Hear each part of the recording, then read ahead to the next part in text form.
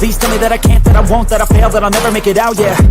Please tell me all the bad, never good, fill my head full of every single doubt, yeah. Please say any negative thoughts, I pop off when I hear people say I cannot. I get off to the thought of proving everyone wrong, I won't stop to the top, so you better back off and get lost. I'ma stay loud, stay proud, never running out, never heading south. I'll be spreading out, call it word of mouth, can't put me down, I'll be getting loud. You can have your doubts, not what I'm about, have your cloud, it be raining now, I keep making sound, go another round, I'm legend bound, can't stop me now. You don't wanna fuck with me, a slow burn like a disease. Just tell me that I can and I'll show you things that you couldn't believe. Just tell me that I can. Just tell me that I can. Just tell me that I can. Just tell me that I can.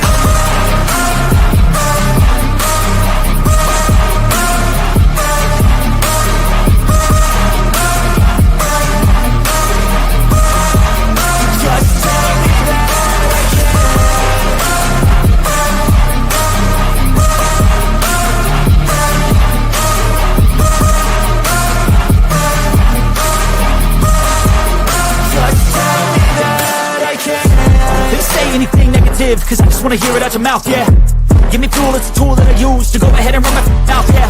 I take shots, I take loss, I make shots, I miss lots. That's how you get big box, you get yachts, you swing lots and pop off a big shot. I ain't done chasing, got big dreams, bigger things, impatient. Who's at the top think they need replacement? Who's at the top think I'm gonna erase it? Face it, I don't give up quick, I don't give up, I won't give up this. Cause I know that I want it, know that I'm on it, I'll make it, I promise. You don't wanna fuck with me, a slow burn like a disease. Just tell me that I can and I'll show you things that you couldn't believe. Just tell me that I can. Just tell me that I can. Just tell me that I can. Just tell me that I can.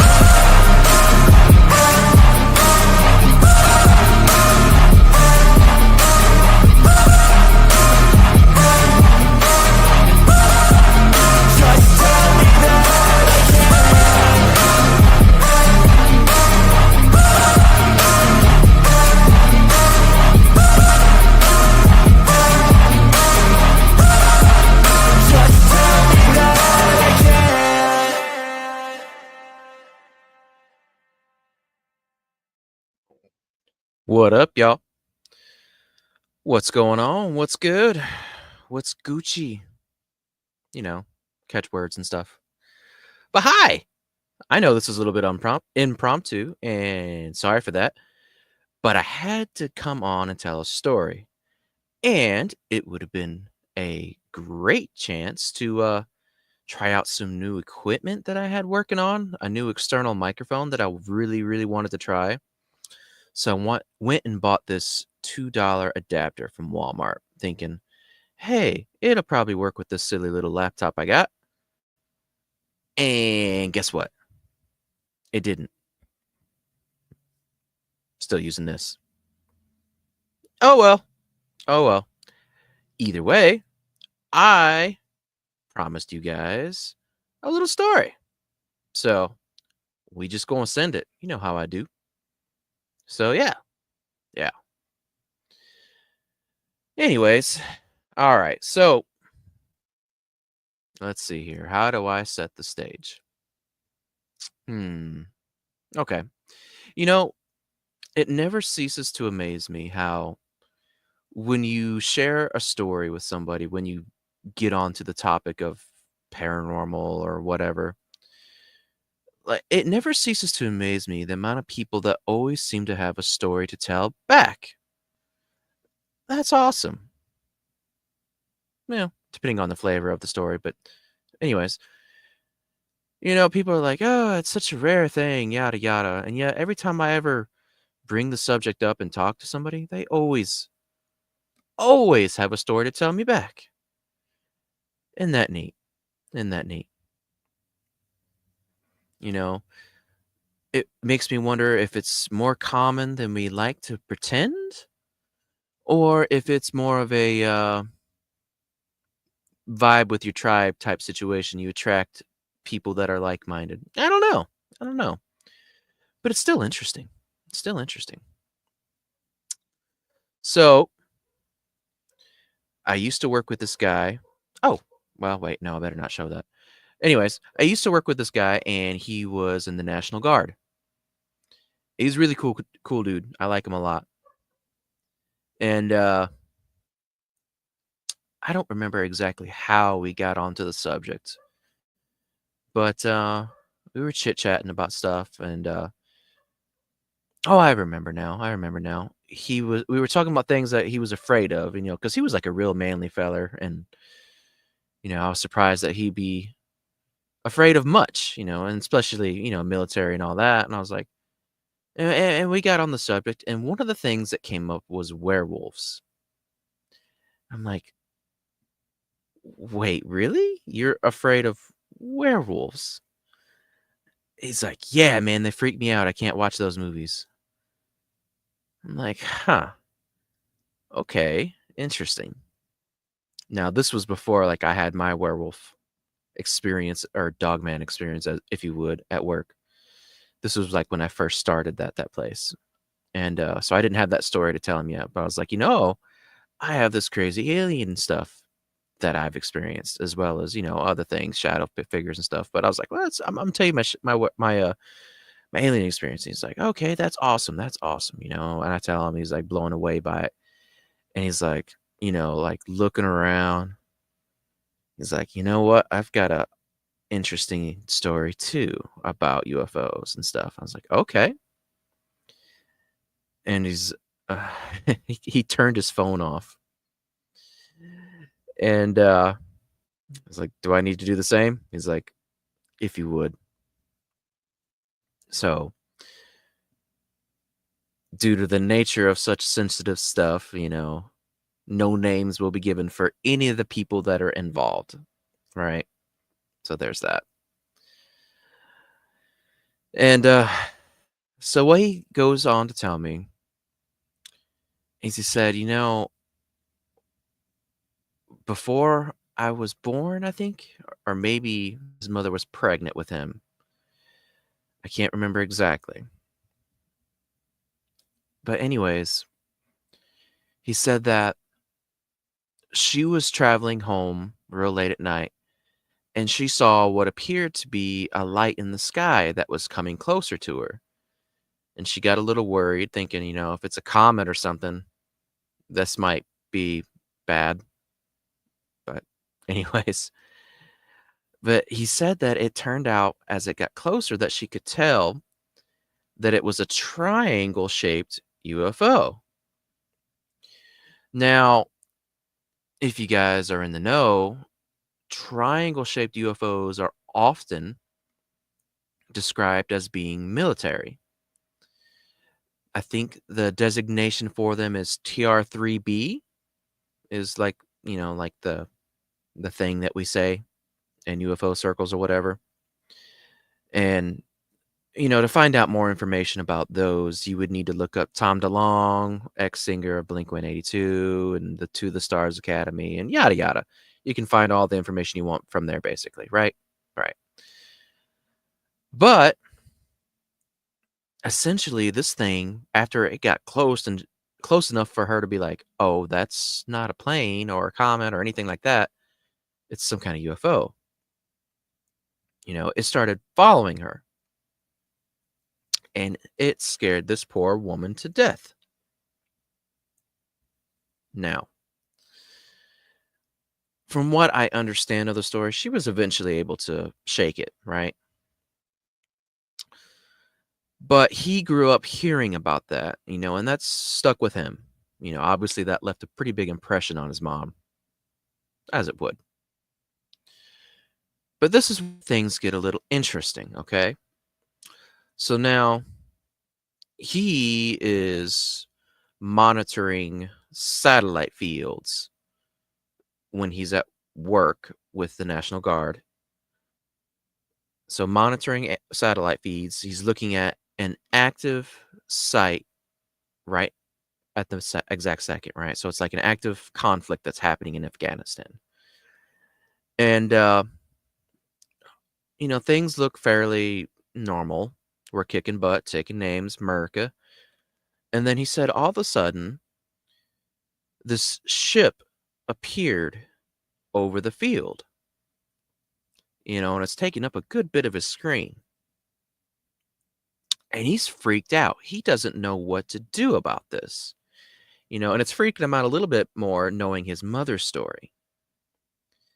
And the way he described it to me is that it was shaped like a pentagon, I believe he said, five-sided.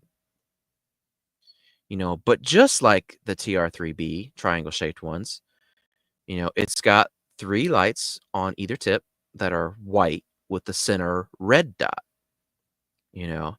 And his mind's not going to, government necessarily just yet. He's just more freaked out by it. Hey, Denise, what's going on? Good to see ya. But yeah, he's freaked out by it. And he doesn't know what to do.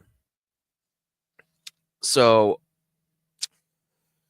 it's like, well, I've got to get, my superior to check this out. So he's like, and the superior is walking around the room, chatting with other people as they monitor other feeds from the satellite. And he says, Sergeant so-and-so, to get his attention, He's like, hold on, I'll be there. And he's just like, I don't know what to do. He's like, this doesn't need to keep staying on my screen.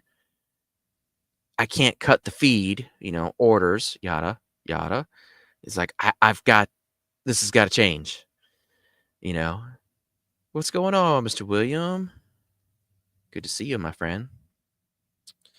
So anyways, he's like, okay, I can't just stay quiet. He's like, Sergeant so-and-so, I need you. He's like, he looks at him, he's like, just chill. I'll be there in a second.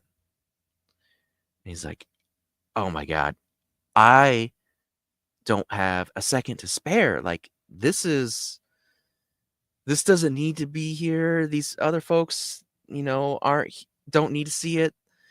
So he's like, I've got to make this happen. So he stands up at full attention, and with his hands behind his back, being all proper. And he goes, Sergeant so-and-so, I need you now, sir.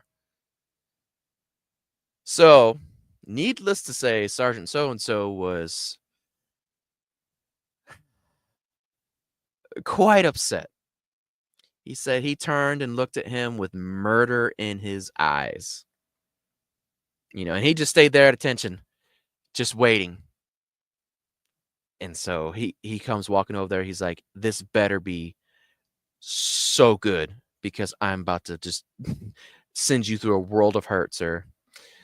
And all he did was, at attention, was point at the screen. He goes, that. So, needless to say, Sergeant so-and-so turned his head, looked, and had a little bit of a small freak out. And he goes, okay, redirect your feed into my office now and go with me in there. And Sergeant so-and-so goes running. And yeah, so in case you guys missed the intro, a friend of mine that I used to work with, this is a story I wanted to tell. So anyways, my buddy, redirects the feed and starts walking towards the office. And all the while in his mind, he's like, oh my God, I'm so dead. I'm so dead. Oh, what's going to happen? I'm freaked out. So he gets in there and he's like, okay, close the door, lower the blinds and have a seat. He's like, oh God, oh God. So he does. And the sergeant is like, no, bring your chair over here to my desk. He's like, okay. So he comes up there and I guess the suspense is killing him because he's like, Sergeant, what do we do? And the sergeant's like, I don't know. Just like that. He's like, What's happening? He's like, this is so cool. Oh my gosh, we get to see a UFO at work. And all of a sudden, like he's just like relieved, like, the mood changes, and all of a sudden we turn into two giddy little schoolgirls just being like, UFOs on the screen. Ah, you know? And he's like, well, wait a second. Like, what are we supposed to do? Do we do like some paperwork or something? He's like, paperwork? No, I'm not gonna say jack diddly squat. Are you kidding me? The CIA is monitoring the feed anyways. Why would I stick my neck out, stick your neck out, and do paperwork and bring corporate down on us? He's like, nah, we're just gonna sit here and giggle about it for a little bit until we get tired. He's like, I'll assign you to a new feed when you're ready. He's like, what? Oh my gosh. He's like, yeah, let's sit here and watch this for a little bit. Make paper airplanes, yeah. Yeah. So yeah. Apparently, that's how that went down. He got assigned a new satellite feed to watch, and he was just kind of excited about it, you know, all the while keeping in mind his mother's story. And he was like trying to wrap his head around it. He's like, okay, she saw a triangle. This is shaped like a pentagon. It's like, huh, okay. So he gets back to the barracks or wherever he's staying, and and he's talking to like his best friend about this because his best friend does the same thing. And he's like, "Hey man, have you ever like had this happen? Have you seen this stuff?" And his friend is like not shocked at all. He's like, "Oh yeah, all the time." It's like, "What?" He's like, "Oh yeah, check this out." Dude pulls out like a USB stick drive, right? Plugs it into his laptop and starts pulling up pictures of screenshots that he's taken. First of all, from what I understand, that's extremely illegal, right? So, yeah, there's that. And he goes on to describe some of the pictures to me, and he said the one that really stood out for him, because he saw others that were shaped the same way, but he also saw some that were octagonally shaped. Yes, screenshots from work. My work, our old work, not government stuff, right? This is all allegedly anyways. And yeah, he said they were octagonally shaped, but the thing that was weird to him about it was, once again, had the white lights in the corners and the red one in the center, just like the triangle-shaped TR-3Bs. And I was like, wow, that's a really interesting detail about all these little stories you got there, man. And I'm like, well, what do you think about it? Like, what does that mean to you? And he had a real interesting take on it. He's like, I think it's us. I'm like, I mean, that lines up with what I know about the triangle ones. He's like, no, no, no. He's like, I think that these are us from the future. I'm like, huh? What do you mean? He's like, I think that these things are upgraded throughout time, and that each different shape we see come from a different period of time, and they're coming back to observe and take notes for the history books or whatever, I guess. You know, and right. Granted, y'all, this is all for entertainment purposes only. It might not even be real, right? And yeah, so that was his theory. Like throughout time, they make a modification, they do an update, the shape changes. Possible, very possible. I mean, if you've got if you've got a fleet of these things and you want to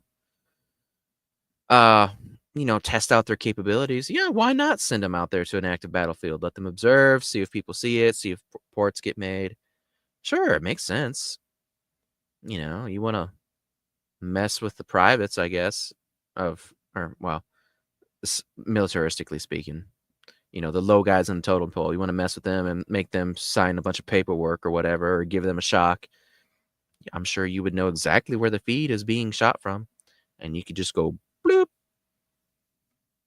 Good. I wouldn't put it past them. But yeah, that was his story. Now, for me, I'm not one that believes in time travel personally. And it seems like to me, like if you've got these fleet of TR-3Bs, right? And you're like, okay, these are like the ultimate stealth craft or whatever. But you want to add on some attachments to make, I don't know, a compartment for like missile launchers or something. Seems like you would probably just add a dimension to the shape and make it pentagon. Make it octagonal, just for more firepower and devices and whatnot. I don't know. But I'm interested to hear what you guys might think. If you've got anything to throw up there or add to that story, let's hear it.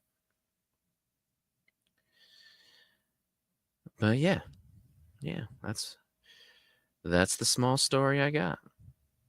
And once again, this is just me wanting to try out some equipment I had. Sucks that it didn't work. I'm a little salty, but still a cool story. As an aside, though, like after I had my Dogman experience, since he had his weird fear of Dogman, I messaged him about it, and he didn't respond to me for like the next day, and he was like, "Dude, you suck." He's like, "I'm terrified of that stuff. Don't tell me that those things are here." I'm like, "Oh yeah, they're here." But yeah. Let's see if I got anything else. I can try to stretch this out into a 30-minute segment at the very least. Oh, yesterday I had something very interesting happen.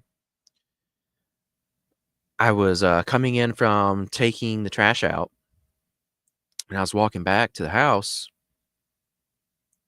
I saw a bright light in the sky, and it was coming towards me. Wait. Oh, yeah, right. Side note, molasses tastes delicious, especially on biscuits. Yeah, I saw this bright light in the sky over like the tree line around my neighbors on the backside there. And I was like, that's interesting. I wonder what that is. Probably an airplane, right? And it's flying directly at me, like it's getting slightly larger.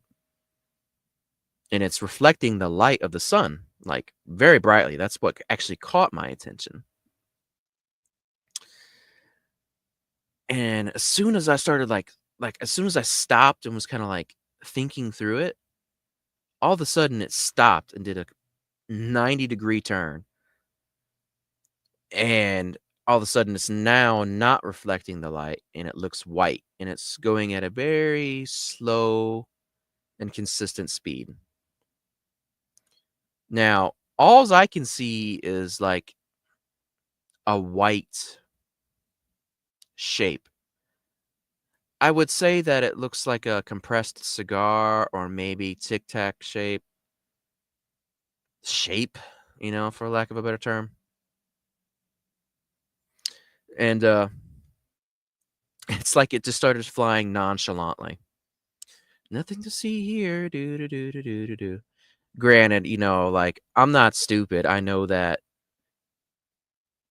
there's no plane in existence on this world that can do a 90-degree turn, right? Like the G-force of that alone is going to kill something. So, but yeah. Hey, Twisted, what's up, buddy? Good to see ya. Oh, Magical's here too. What up, dude? Also as an aside, Magic's going to be on tonight at 7, so make sure y'all go hang out and show him some love. I hear it's going to be a pretty neat show. But yeah, so I don't know. I was like, okay, I see you. I see you. And I walk back into the house and I'm like looking out the window like, are you going to do something cool? Are you going to do something cool? I'm thinking to myself, if it's an airplane, I'm going to see it continue to travel. And it, just like the last daytime one that I saw, it goes behind a cloud and just hangs out. It does not exit, does not do nothing. And I'm like, oh, okay. Okay. We're playing a game now. I see how it is. I see how it is. And this is a good call, Mr. William. Scientists are noticing that there appears to be orbital life forms. Some are like plasmas, some would be called ball lightning, some microbes like ocean microbes. Great call. I have a group of dudes that I like to follow on YouTube and podcasts, and they're called Cryptids of the Corn. And they often like to talk about sky jellyfish, sky whales, and basically aliens are fungus. I mentioned that a little bit in the Betty and Barney Hill case. But that's a really good point, man. It's a really good point. I feel like as far as like Fortean type topic, well, more Fortean type topics, like the historical accounts of like meat showers and stuff like that. I think they were really prevalent over Tennessee and Kentucky. I could be wrong on that. I'm not sure. I know there was some that happened in England too, but anyways, it doesn't matter. The point is, like there's like a whole biome or food chain that they speculate exists up there in the upper atmosphere. And they think that that's where these like meat showers and stuff happen, like maybe like a sky whale or a sky jellyfish, like a massive one that's normally almost transparent, gets like devastated by something. I don't know. You'd have to go with those guys to look and find out more. I'm not well versed enough on the topic, but it is interesting and it does explain a few things too, I think. And I've also seen like I want to say it was like the Discovery Channel, and they were talking about aliens or something like that on one of their shows on one of these, whatever it was. Anyways, and the moral of the story was like they were sending they were talking to these research guys, and they were sending balloons, like weather balloons, like really high up into the upper atmosphere. And they had like the sterilized box, right, that would only deploy and open after it reached a certain altitude for a certain period of time. And then it would jettison the box back down with a parachute attached, and then they would examine the contents in a lab. And what they were discovering was all kinds of like micro, all kind of micro, what's the word? Little critters, like not like beyond bacteria, more like things like tardigrades and yeah, multicellular, I guess you would say. I don't know. Brain's not working good. But like bigger things, not like bug shaped, although I think there was like a few in there, but they were discovering all kind of new life forms in the upper atmosphere, and they're like, how much more is there? And that doesn't even go into account for people seeing what they would describe as a UFO, and it's well, I mean, because of lack of a better term, and they're like, no, it looked like a jellyfish, a giant jellyfish, you know? So that stuff is interesting. That stuff is very interesting. Let's see here. Let's see. Magic says in the 70s, there's a book out about strange glowing creatures reports as UFOs. Yeah. Yeah. A lot of people describe a lot of, glowing things. And they also often, say that, this thing was more than just a machine. It was like it was, alive, and it was intelligent, and it could almost, you know, hear my thoughts. Those accounts are super neat. Yep, International Space Station found plankton on their windows. That was really cool. And I think, I mean, this is a little aside, right? One of those space stations, I don't remember if it was the ISS, but they had like a mouse running around on the outside of their window, and they were like, "How'd that get there?" Oh no, cut the feed, right? Because maybe it was staged, but who knows? Maybe it was a space mouse. I don't know. It was using the force. Hey, Scott, what's up, buddy? Let's see here. Oh, here we go. He says Sky Creatures, Living UFOs, paperback. 78, Trevor James, Constable. Oh, fancy title. Cool. I'm going to have to look into that. Because I do find that subject interesting. I think it's very interesting. I wish I knew more about it. But yeah.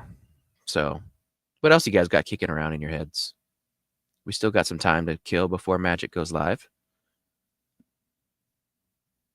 Let me think here.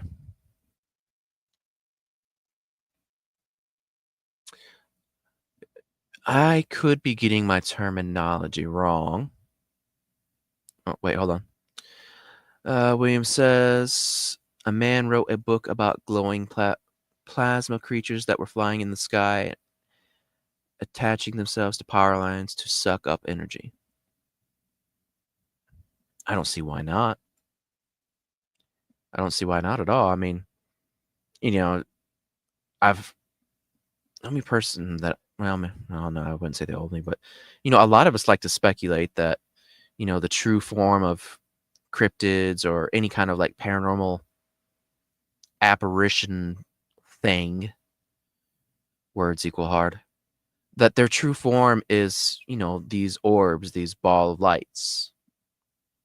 Maybe, and everything of the paranormal seems to always want to steal the energy, whether it be from battery, whether it be from groundwater, granite, or whether it even be from you, and that could be all the way from all of a sudden the room gets cold to your good vibes. All of a sudden you have that sense of dread fall over you. They always seem to want energy somehow, some way. So yeah, good call, William. Good call. Yeah, that's it. That's what I was talking about, Freaky. I knew it was something like that. But yeah. So, what else I was gonna say? The whole organic UFO thing, and like the people that see the jellyfish like thing, and they describe it as being more sentient. I find that interesting. Sentient in the fact that it, like the UFO itself, it might not necessarily look organic, but it feels organic. It reminds them of a jellyfish, but yet it's clearly a UFO. How do we explain those? My mind wants to go to, a biblical reference, and I don't know, I don't have enough of the data pulled up in front of me. So if I get the terminology wrong, forgive me, I'll do better. But a classification of angels are called Ophirim, if I'm not mistaken. And also, if I'm not mistaken, that is what Ezekiel saw. You know, the whole chariots of fire, wheel within a wheel, yada yada. And then he also had experiences with cherubim too, but those were pretty easily distinguishable since they got 4 faces. Weird. But yeah, it makes me wonder, like, third of heaven fell, and if I'm getting my name of what that actually is correct, then why wouldn't they be like that? I'm not sure. You know? So maybe. I don't know. See if I got anything else that's halfway intelligent to add to that. Probably not. Words equal hard today. I've been so busy doing things today, y'all. It's been a lot. Anyways, let's see. What are you guys saying? Pamela says, so this friend allegedly never saw a werewolf, even though he was frightened of werewolf suspect. Yeah. From the first half of the story. Yeah. It is. It's a little suspect, you know. But then again, he was from said area, you know. So that's where I saw my thing in said area. And said area has a lot of cultic type stuff going on. So, you know, whether it be somebody doing the whole skinwalker thing or a whole a summoning thing. Yeah, who knows? Who knows? A lot of weirdness out there. A lot of weirdness. Allegedly. Hey, Josh, what's up, man? Good to see you. Good to see you. Let's see here. Let me go back down. Let's see here. Freaky says, I have a memory, not sure if it's from a dream or a very old movie, of a wolf's head on the front of a car filling the windshield, so it was all you could see, the wolf's face. I don't know. I don't recall a movie like that. So I'm going to say I hope it was a dream. Because if not, the implications of that would be a little bit, you know? I don't know, man. If you find out more about it, hit me up. We'll talk about it. Let's see here. William says, at a Wicca bonfire, Halloween 1974, I saw orbs of light, Bigfoots and fairies, and tree sprites. Okay. Oh, wait. I think I remember you telling that story on Barton's show, if I'm not mistaken. Yeah, that's really cool, William. Well, I mean, depending on your threshold, like, maybe cool is not the word. That's very interesting. Very interesting. I don't doubt that at all. At all. I've heard a lot of what goes on at those things. So, yeah, what's your take on it, buddy? I mean, like, how do you feel about that whole connection? You know, is that something that surprises you? You know, let me know. We'll chat a little bit longer. I mean, I'm not surprised. I'm not surprised. He says, according to Cherokee legend, says orbs are nature spirits, guardians of the forest, and they change into small animals to test a person's threat to nature. I can see that. I can see that. Isn't it Daryl that has the whole saw something? And what was it? I guess it was an orb. And then suddenly, as he got close to it, it turned into a possum and hissed at him and ran away. Weird. It's interesting how beings can shapeshift and turn into whatever they want. Isn't that neat? Isn't that neat? Makes everything a little sus, right? Makes everything a little sus. I've never really walked through the woods and here in Alabama and got that creepy feeling and been like, That blue jay over there. You giving me some vibes, buddy. I'm on to you. I'm on to you. Never had that feeling. Never had that feeling. Although I will say I've often been deer hunting or just doing something on the farm, like the wife's farm, where they have, gosh, I don't know, close to 350 acres or so. Like there's certain areas there that I can walk through and just get the creepiest vibe. You know, something staring at me or whatever. I don't know. I've looked and I've never seen anything, but it's just so weird. And to be fair, like I've seen some really big critters out there, you know, besides the giant spider I talked about. You know, I've seen well in that one area there that one of them that I'm referring to anyways. I've seen a bobcat that I thought was a coyote because it was so large. Like I saw it running on the road and I was like, "Is that a coyote? I'm about to run that sucker over." You know, I get right up on it and it's a bobcat. I'm like, "Whoa, that is way too big." Same area. I was deer hunting and a coyote came up behind me and this sucker was massive. It looked like a wolf. You know, it's one of those things where it's like, I don't think the red wolf is extinct in this area because that's probably a hybrid because that thing is too big, way too big. I saw a blue dog out there in that same area. You know, blue dogs aren't scary anymore. The what used to be the chupacabra for America, you know, they're not scary anymore. But it was interesting and it was very large and very smart. Like I pulled up into the hay barn to park my car there and walk to the where I was going to go hunt at.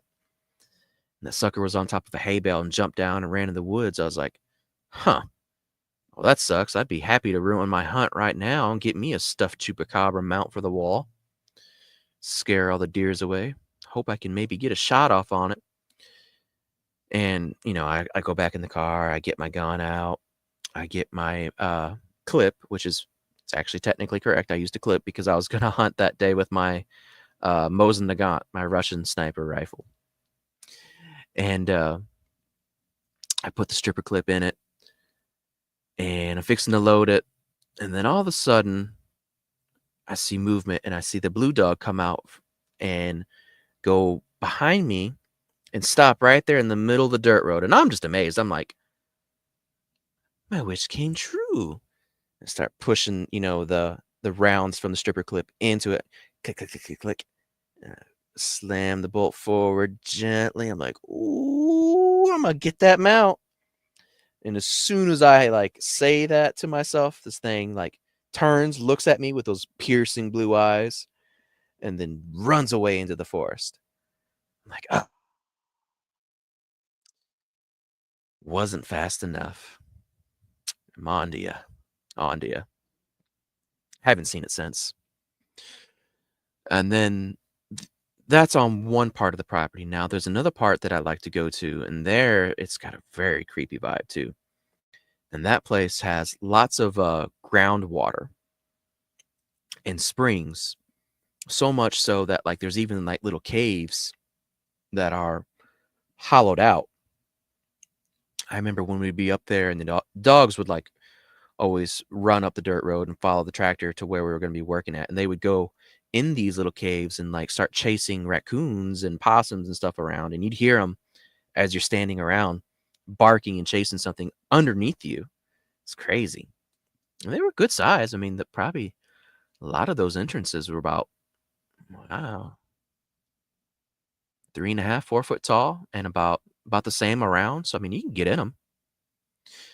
Another interesting connection though to that area is that is apparently the area that we are told to go to from the family when the economy finally collapses and we need gold. We are supposed to go out there and pan for gold because apparently there's a bunch of that there in that area. Connections there with the creepy feeling, the groundwater, and the weird stuff. I don't know. I don't know. But yeah. All right. So, anyways, back to the comments. Let's see here. Williams says the Wicca said Bigfoot worshipped the god of Jews and Christians, and the other creatures were fae who worship the mother as they do. Oh, okay. Interesting. Interesting. Very interesting. Okay. Yeah, I'm down for it. I'm down for it. Let's see here. And he says red wolves are not much larger than coyotes, but coy dog wolf cross can be huge. Yeah, this thing was huge. Like, I have never seen a coyote this big in my life. I mean, it was, God, that thing was bigger than a German Shepherd. I know that. It had a lot of coyote coloration, but I remember like its back had like a red patch of fur. So that's why I'm thinking red wolf. And then plus I know let's see here. Is it Bankhead or Warrior National Forest or whatever? They just reintroduced the Mexican black wolf out there to which is a subspecies of red wolf to help with the hog population. And things with feet travel, so it's like it wouldn't be hard, but I don't know. Yeah, I mean, if a red wolf's not that much bigger, then I don't know how to explain it. I just know that things out there were big. I mean, I told you about the spider being big, like as big or bigger than the tire of my car that I saw come out of the tree, and I don't mean like the rim, I mean the whole thing. I don't know. Had a coyote or had a collie cross with a lame coyote, producing coy dog as large as a German Shepherd. Okay, well then, yeah, that makes sense. I mean, let's see here. Something about hybridizing, makes things tend to be big. I mean, look at what is it, liger or a tigon, lion and tiger. Like they have that gene where they never stop growing, all because of something cross-contaminating, and boom, big kitty. I don't know. But yeah. Sorry, that made my brain just automatically jump to CRISPR and like doing crazy stuff with that. That's bad. Don't do that. Don't play with genes. Don't play with the CRISPR. But yeah. All right. I hope I never see a spider that big, Freaky says. Yeah, it took me aback. I'll tell you that. It took me by surprise. I wish I could have got some shots off on it because I tried really hard to pull the pistol out in time. But alas, I didn't get to. I did see another one, but it wasn't quite that big. The second one was hand sized and it was dead in a pool, but it was the exact same thing. It was a black water spider, I believe is what they're called. That's exactly what it looked like. And we don't know how big they get. But yeah, apparently big. Unless we take into consideration like I said, at least like I said on that episode, the Choctaw creation myth about the spiders and all that. So maybe. I don't know. I'm just a guy that sits here in front of a camera and tells scary stories or paranormal stories or whatever the flavor is that day. I don't know. I don't know anything. You can just call me Jon Snow. But yeah. All right. Let me see. Anything else you guys got on your mind? I hope those of you guys that came in late will rewatch and check out the actual story, because that's really kind of all I got. Sorry. But like I did say, I'll preface it by saying, reiterate, I'm surprised. People like to say, oh, these experiences are so rare, yada, yada. But yet every time I tell somebody a story, they have something to tell me, and I've heard everything from the generic UFO stories to somebody confirming to me that there were nuclear weapons at Rendlesham Forest in England when all that stuff went down because he was stationed out there. I've heard that. I've heard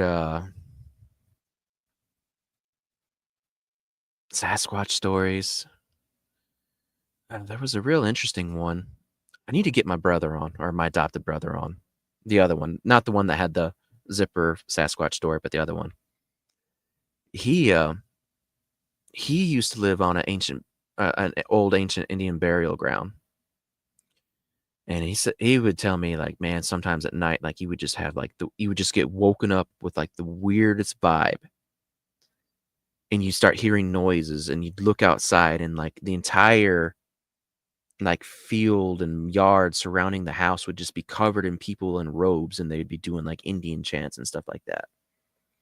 Which the whole robes thing would seem kind of like an odd detail for an Indian burial ground, but I don't know. I don't know. But then again, it would also be odd to, wake up to a weird vibe and seeing your entire yard and as far as the eye can see is, filled with people dressed in dark robes. That's also just as odd, I don't know. But he really needs to come on and tell that experience and talk about that stuff and talk about the experiments that they did over there at Matheny's with the whole throw the baseball thing, so I can actually properly go over that with you guys. Oh. William says buffalo robes and turkey feather robes. Oh, okay. Okay. That's a good way to explain that. I'm picking up what you're putting down. That makes more sense. Thank you. I said also, my grandmother said her grandmother told her the orbs were nature spirits when she saw them while watching her brother catch lightning bugs. Cool. Man, wouldn't that be trippy if you're out there like, I don't know, 3 or 4 years old, you're catching lightning bugs and putting them in a mason jar like we all used to do. And all of a sudden, like one you caught started like shaking your hand around and talking to you like, hey, let me go. It's like a sprite or something. Tinkerbell. That'd be crazy. That would like mess with your mind so hard. But yeah. All right. Anyways, I've rambled on enough. I came on to mostly tell a story and test out my equipment, which failed. Stupid little fuzzy little microphone. Anyways, sorry. Guys, thanks for coming and hanging out with me. Tomorrow, wait, today's Friday. Yeah. Tomorrow I've got a pre-record of me going over the Lacerda files, my thoughts on it. It's for episode 1 and 2. I did them both. Make sure you guys check it out. And if you don't even know what that is, your homework is to watch episode 1 and 2 after Magical Journey goes live. Check those out. And, make sure you're there with the topic. And yeah, like, subscribe, leave a comment if you would. If you guys have some stories that you would like me to tell, or better yet, you come on and tell, be sure to shoot me an email. Let's see here. Go hang out at the Facebooks and stuff. Yeah, I've got the links to all that in the description. And yeah, I'll see everybody at 7 o'clock tonight on Magic's show. And I will do my best to be in chat tomorrow night because I'm going out of town for work. I will do my best to be in chat to hang out with you guys then. And let's see here. Anything else? Business. Cash App links there if you guys want to send me some donations to get better equipment. Donations are not expected, but they are appreciated, and they go right back into this. So yeah, there's that. Let's see here. Or something else.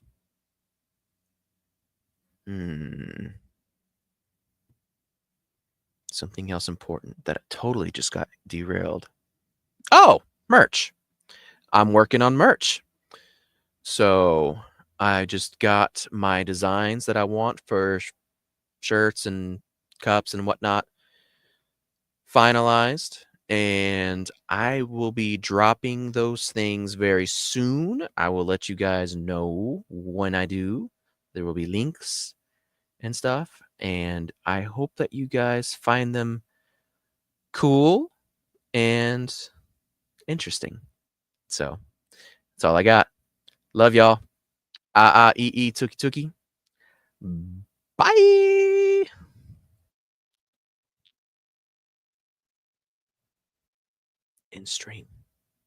In stream.